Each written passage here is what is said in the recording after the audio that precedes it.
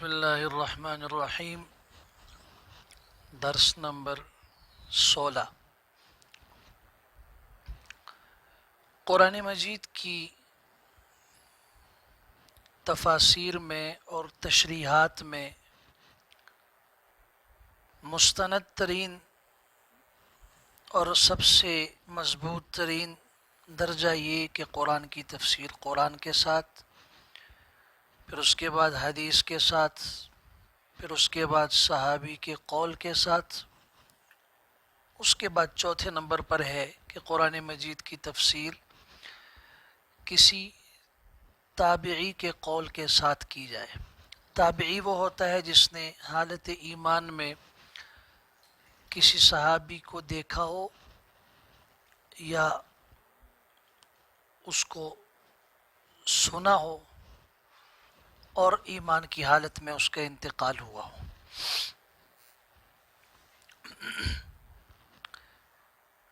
چنانچہ قرآن مجید کی تشریح اور تفسیر میں صحابی کے بعد تابعی کا قول بھی معتبر ہے، بشرطے کہ صحیح سند سے یہ ثابت ہو کہ یہ تابعی کا قول ہے، اور تابعی کا وہ قول اپنے سے پہلی جو دلیلیں ہیں یعنی قرآن و سنت اور صحابی کا قول اس کے خلاف نہ ہو، ورنہ تابعی کا قول تفسیر میں اور حدیث کے اندر پھر معتبر اور قابل قبول نہیں ہوگا۔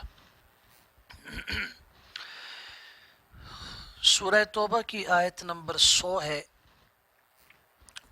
قرآن مجید میں اللہ تبارک و تعالی نے فرمایا والسابقون الاولون من المہاجرین والانصار والذین اتبعوهم بإحسان رضی اللہ عنہم ورضوا عنہ۔ مہاجر اور انصار میں سے سبقت کرنے والے پہلے اور جنہوں نے ان کی اتباع کی احسان کے ساتھ، اللہ تعالیٰ ان سے راضی ہے، وہ اللہ سے راضی ہے۔ والذین اتبعوہم بإحسان کے اندر تابعین کا طبقہ آتا ہے، کیونکہ سابقون الاولون من المہاجرین والانصار سے وہ صحابہ مراد ہیں جو انصار یا مہاجرین میں سے ہیں، تو صحابہ کی اتباع کرنے والے جو ہیں وہ تابعی کہلاتے ہیں۔ اسی طریقے سے سورہ نساء کی آیت نمبر 115 میں ہے وَمَن يُشَاقِقِ الرَّسُولَ مِن بَعْدِ مَا تَبَيَّنَ لَهُ الْهُدَى وَيَتَّبِعْ غَيْرَ سَبِيلِ الْمُؤْمِنِينَ نُوَلِّهِ مَا تَوَلَّى وَنُصْلِهِ جَهَنَّمَ وَسَاءَتْ مَصِيرًا۔ جو شخص ہدایت کے واضح ہو جانے کے بعد پیغمبر صلی اللہ علیہ وسلم کی مخالفت کرے اور ایمان والوں کے راستے کے علاوہ کی اتباع کرے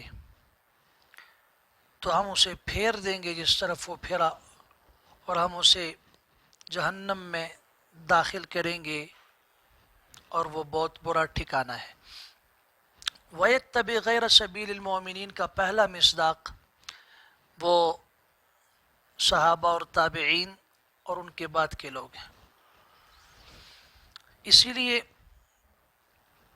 امام مالک رحمۃ اللہ تعالی علیہ فرمایا کرتے تھے ایاک ان تتکلم فی مسئلۃ لیس لک فیہا امام، ایسا کوئی مسئلہ بھی نہ بیان کرو جس مسئلے کے اندر تمہارا کوئی امام نہ ہو، یعنی کوئی سند نہ ہو، جس سے لے رہے ہو تم اپنی طرف سے خود ساختہ بات کو دین مت کہو۔ نبی کریم صلی اللہ علیہ وسلم کے دو صحابہ ہیں، نعمان بن بشیر اور حضرت عمران بن حسین رضی اللہ تعالیٰ عنہما، روایت نقل کرتے ہیں کہ رسول اللہ صلی اللہ علیہ وسلم نے فرمایا خیر الناس قرنی، لوگوں میں سے بہترین میرے زمانے کے لوگ ہیں، ثم الذین یلونہم، پھر ان کے بعد کے ہیں، ثم الذین یلونہم، پھر وہ جو ان کے بعد۔ یہ بخاری اور مسلم شریف دونوں معتبر حدیث کی کتابوں میں روایت موجود ہے۔ اور چونکہ تابعین نے صحابہ کرام سے دین سیکھا بطور خاص قرآن، اور صحابہ نے رسول اللہ صلی اللہ علیہ وسلم سے سیکھا. اس لیے بعد کے لوگوں کے مقابلے میں اور صحابہ کرام کے بعد تابعین کا قول معتبر ہوگا، بشرطے کہ صحیح سند کے ساتھ ہو اور اپنے سے پہلے والے دلائل کے مخالف نہ ہو. تابعین نے براہ راست صحابہ کرام سے سیکھا، بڑی محنت کی. ان تابعین میں حضرت عبداللہ بن عباس رضی اللہ تعالیٰ عنہما کے بڑے شاگرد، جن کو لقب دیا گیا آیۃ فی التفسیر، کہ قرآن کی تفسیر اور قرآن کی وضاحت میں وہ ایک نشانی ہے اللہ کی، امام مجاہد بن جبر رحمۃ اللہ تعالی علیہ. خود فرماتے ہیں کہ عرضت المصحف علی ابن عباس 3 عرضات من فاتحته الى خاتمته اوقفه عند كل آیۃ عنه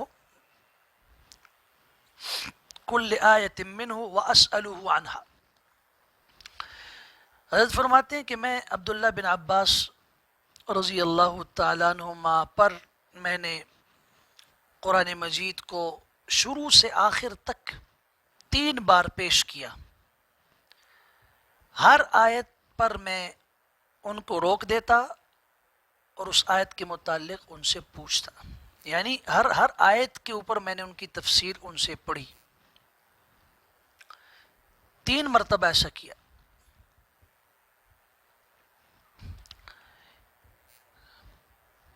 اس کی مثالیں قرآن مجید کی تفسیر کی کتابوں میں آپ کو بے شمار ملیں گی کہ تابعین نے قرآن کی کسی آیت کی تفسیر کی ہو. مثال کے طور پر قرآن مجید کی آیت ہے، بار بار یہ الفاظ آتے ہیں ثم استوى الى السماء. تابعی ہیں ابو العالیہ رحمۃ اللہ تعالی علیہ، وہ فرماتے ہیں کہ استوى ارتفع کے معنی میں ہے.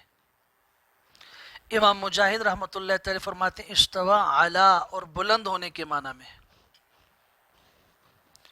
اسی طرح قرآن مجید کی آیت میں ہے وَلَهُ الدِّينُ وَاصِبًا، اسی اللہ کے لیے ہے دین. واصبہ کہ کیا معنی ہے؟ حضرت قتادہ رحمۃ اللہ تعالی علیہ تابعی ہیں، فرماتے ہیں دائماً، اسی کے لیے دین ہمیشہ. اور اس پر وہ استدلال پیش کرتے ہیں قرآن مجید کی آیت سے کہ وَلَهُمْ عَذَابٌ وَاصِبٌ، ان کے لیے دائمی عذاب ہوگا. اسی طرح قرآن مجید کی آیت ہے سورۃ فرقان کی ان قوم اتخذوا هذا القرآن مہجورا. پیغمبر صلی اللہ علیہ وسلم فرمائیں گے اے میرے رب، میری اس قوم نے قرآن کو چھوڑ دیا تھا. قرآن کے چھوڑنے سے کیا مراد ہے؟ ابراہیم نخعی تابعی ہیں رحمۃ اللہ تعالی فرماتے ہیں کہ ای قالوا فیہ غیر الحق، یعنی قرآن مجید کے اندر انہوں نے قرآن کے متعلق وہ کہا جو کہ حق نہیں تھا، خلاف حق کہا. بہرحال تابعین نے زندگیاں کھپائیں.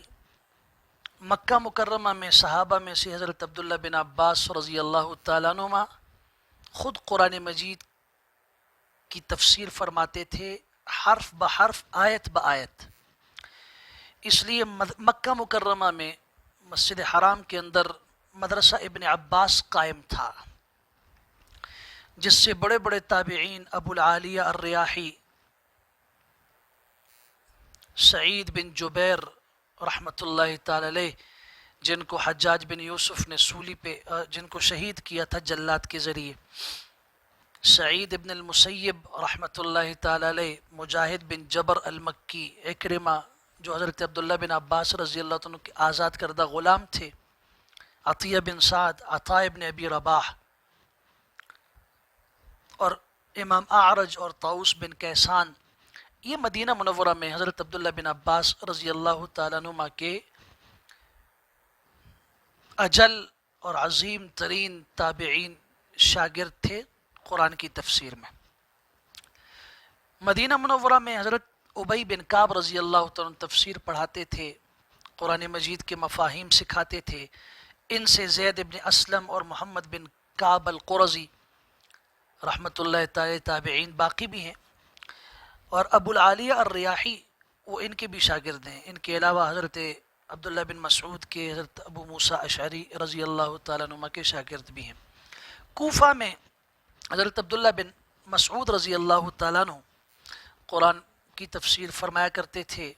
بڑے بڑے تابعین قتادہ بن دعامہ السدوسی، علقمہ بن قیس، ابو عمرو شعبی، ربیع بن خیثم، مسروق ابن اجدع النخعی، زر ابن حبیش، ابو وائل شقیق ابن سلمہ الاسدی رحمہم اللہ، بے شمار تعداد ہے تابعین کی جنہوں نے صحابہ کرام کے پاس بیٹھ کے حرف بحرف آیت بآیت قرآن مجید کی تفسیر سیکھی۔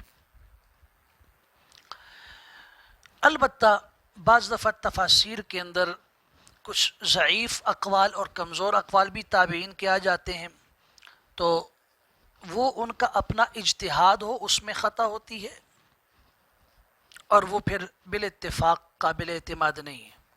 اجتہاد میں خطا ہو سکتی ہے، یا پھر ان کی طرف کسی نے غلطی سے وہ قول منسوب کر دیا یا جان بوجھ کے منسوب کر دیا، تو چونکہ وہ قول ان کا ہوتا نہیں ہے، صرف اس میں وزن پیدا کرنے کے لیے، اپنی بات میں وزن پیدا کرنے کے لیے، بات کے جو لوگ تھے بعض، انہوں نے کہہ دیا کہ جی ہم نے یہ بات تابعی سے سنی۔ مثال کے طور پر سورہ بنی اسرائیل کی آیت ہے عسیٰ ان یبعثک ربک مقاما محمودا، رات کو آپ تہجد کی نماز پڑھیں، یہ آپ کے لیے اضافی نماز ہے، آپ کو آپ کا رب یقیناً مقام محمود تک پہنچائے گا۔ تو تابعی ہیں قتادہ، ان کی طرف منسوب ہے کہ انہوں نے اس کی تفسیر فرمائی کہ اللہ تعالیٰ عرش پہ اپنے ساتھ بٹھائے گا آپ کو، لیکن بالاتفاق یہ تفسیر مجروح ہے، کمزور ہے، اس لیے کہ یہ ان کے جتنے شاگرد ہیں ان سے یہ منقول نہیں ہے۔ تو جب ان سے منقول نہیں، جن لوگوں نے ساری زندگی ان کے پاس بیٹھ کے پڑھا، تو اس لیے جس نے یہ بات بنائی وہ من گڑت بات بنائی، اس لیے یہ قابل قبول نہیں ہوگی۔ بہت سارے لوگ اس پر اعتراض کرتے ہیں کہ جی تابعین جو ہیں وہ صحابہ تو نہیں ہیں، ہم ان کی بات جو ہے وہ کیسے قبول کریں؟ تو میں نے عرض کیا کہ چونکہ تابعین صحابہ سے پڑھنے والے ہیں، تو وہ جس بات کی سند صحابہ کی طرف بیان کریں، اب صحابی جو ہوتا ہے اس کو رسول اللہ صلی اللہ علیہ وسلم نے عادل اور سچا فرمایا، تو صحابی لازماً اپنی طرف سے کوئی بات نہیں کرتا، وہ نبی کریم صلی اللہ علیہ وسلم ہی کی طرف کبھی اس کی نسبت کر دیتا ہے کہ حضور سے میں نے سنا، آپ نے فرمایا، اور کبھی نسبت نہیں کرتا۔ تو اس لیے اگر تابعی کا اپنا اجتہاد ہو، جیسے بھی میں نے مثال دی، یا اس کی طرف غلط نسبت کی گئی ہو، تو اس سے اختلاف کیا جا سکتا۔ باقی ایسا نہیں ہے کہ آج کا ایک آدمی اس کے پاس علم زیادہ ہو گیا، اور اب انہی میں سے ایک تابعی میں نے نام لیا عطا بن ابی رباح کا، امام ابو حنیفہ رحمۃ اللہ تعالی علیہ جیسی شخصیت فرماتی واللہ ما رأیت افقہ من عطا، اللہ کی قسم میں نے عطا بن ابی رباح سے زیادہ فقیہ عالم نہیں دیکھا۔ اگر آپ ان کی تاریخ پڑھیں گے تو سیر و اعلام النبلاء امام ذہبی رحمۃ اللہ تعالی علیہ کی تفصیل کے ساتھ لکھا ہے کہ یہ غلام تھے، انتہائی سیاہ فام غلام تھے، اور ان کی آقا ایک عورت تھی۔ اس نے ایک دفعہ ان کو کسی کام کا کہا تو یہ بیچارے شل بھی تھے اور حرکت نہیں کر سکتے تھے، اپاہج تھے، ان سے وہ کام نہیں ہو سکا، تو اس نے کہا تم میرے کس کام کے ہو، جاؤ دفع ہو جاؤ، آزاد کر دیا۔ ساری زندگی جا کے مسجد حرام کے اندر گزاری، وہیں علم حاصل کیا صحابہ کرام سے، اور ابن عباس رضی اللہ عنہ کی خدمت میں ساری زندگی باقی صحابہ کرام سے علم قرآن خاص طور پہ حاصل کیا۔ اور ان کے بارے میں لکھا ہے کہ بس ان کے پاس مسجد حرام کا فرش ہی ان کا بچھونا اور بستر اور تکیہ ہوتا تھا۔ پوری زندگی اس کے بعد آزادی کے بعد مسجد حرام کے اندر سوائے فرماتے ہیں قضاء حاجت کے میں باہر نہیں نکلتا تھا۔ تو اب ایک آدمی کی پوری زندگی اس معاملے میں گزری ہو تو یقیناً اس کا قول وہ اس میں معتبر ہوگا، خاص طور پر وہ قول جو اس کا اپنا ذاتی تجربہ نہ ہو، وہ اس کے استاد صحابی کا قول ہو، یا اس کا ایسا اجتہاد ہو جو مضبوط دلائل قرآن و سنت سے مستنبط اور لیا گیا ہو۔ اللہ تعالی ہمیں ان کے نقش قدم پہ چلنے کی توفیق عطا فرمائے۔